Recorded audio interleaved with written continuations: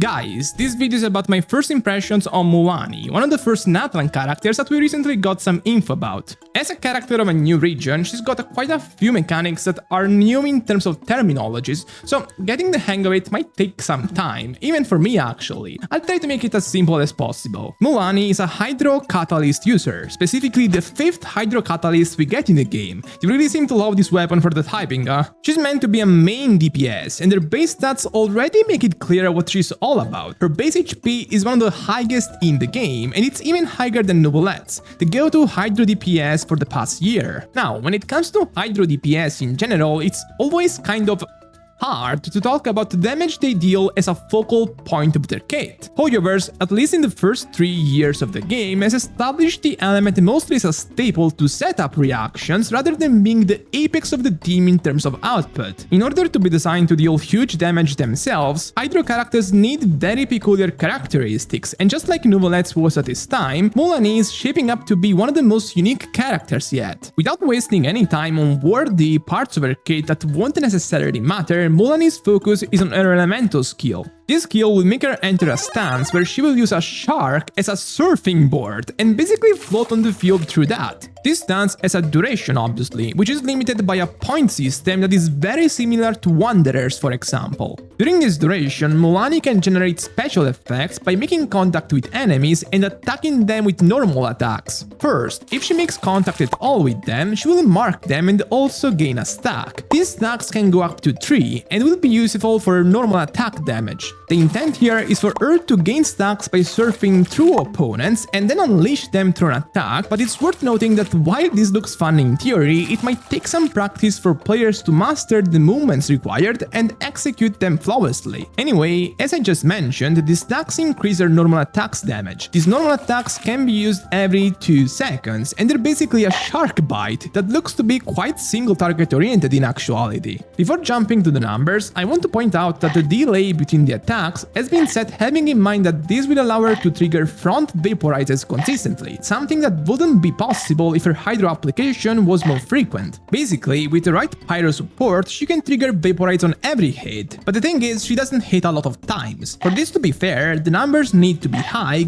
and they most definitely are. Even without stacks, Mualani's attack values are quite high, and they obviously scale off HP. With stacks, specifically at 3 stacks, they become strong enough that each of those attacks can compete with a full stack Neuvillette charge attack numbers-wise. These, honestly quite absurdly high values are made fair by the fact that her elemental skill is quite limited in terms of duration. It seems that it lasts 6 seconds as a baseline and can be extended to 8 after using a full stack normal attack, which triggers her first passive and extension through the point system. This will be roughly enough to use 3 normal attacks, and out of those only 2 will be fully stacked. On the flip side, the skill only has a 6 seconds cooldown, and so you can easily structure rotations in ways you can use the skill twice. These rotations will be longer than 20 seconds, and they're pretty similar in structure to Ayato double elemental skill rotations, since Ayato roughly has the same uptime and cooldowns. The difference is that Mualani justifies this type of usage way more by virtue of being a massively stronger character damage-wise.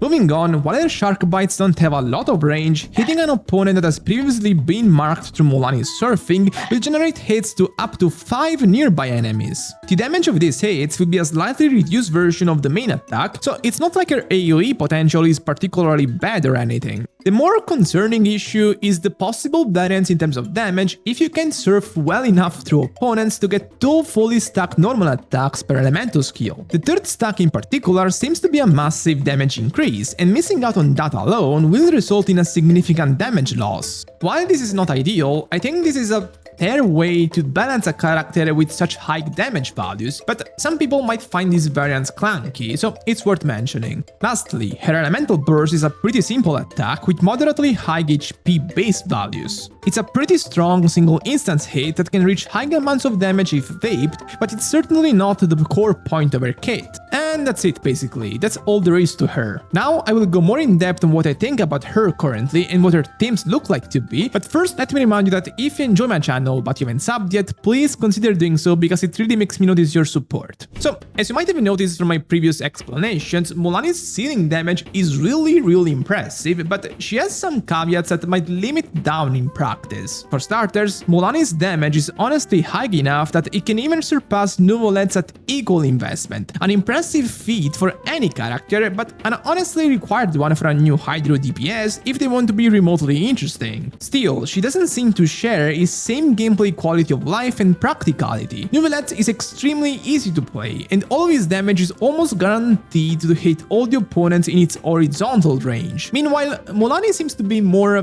traditional in terms of gameplay optimization, and there are also a few things that can go wrong during her rotations. If I had to describe it, the damage variance thing kinda makes it like a Futao situation, where the theoretical ceiling is impressively above a lot of other characters, but the practical one might not consistently be like that. At the very least, however, she seems to have some nice interruption resistance. It's not full, but she has some, and she won't be knocked away like somebody like Wanderer does, for example. Anyway, another issue to me is that she gets a lot of crit rate for free. First, she has a crit rate Ascension passive, and second, the new Natlan signature set gives 40% crit rate through its 4-piece effect, even more than the Marashuse Hunter at full stacks. By themselves, these two factors are manageable stat-wise, but it's kinda weird if you think about their possible best 4-star option, the Battle Pass weapon Sacrificial Jade, which comes with an astounding 37% crit rate secondary stat. The way things are now, if she uses Jade, she will overcap on crit rate even with no crit rate stats on artifacts. This makes Jade a relatively unimpressive upgrade compared to free-to-play options like Proto Amber or the new Natlan craftable for Mualani, while for Neuvillette, Jade is a saving grace that can even compete with his signature. Still,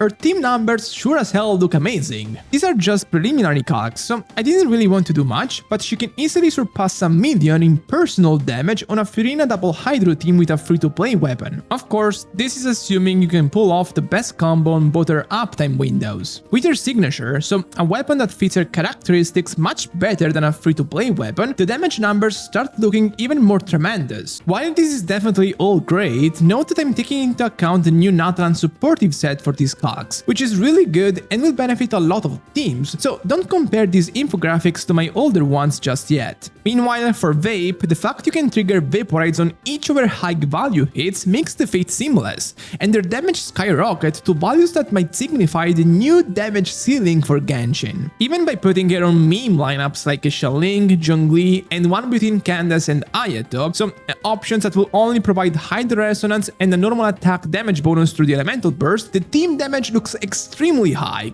I'm almost hesitant to show this honestly because it's so high and it's so early in beta, so definitely take this with a huge grain of salt, please.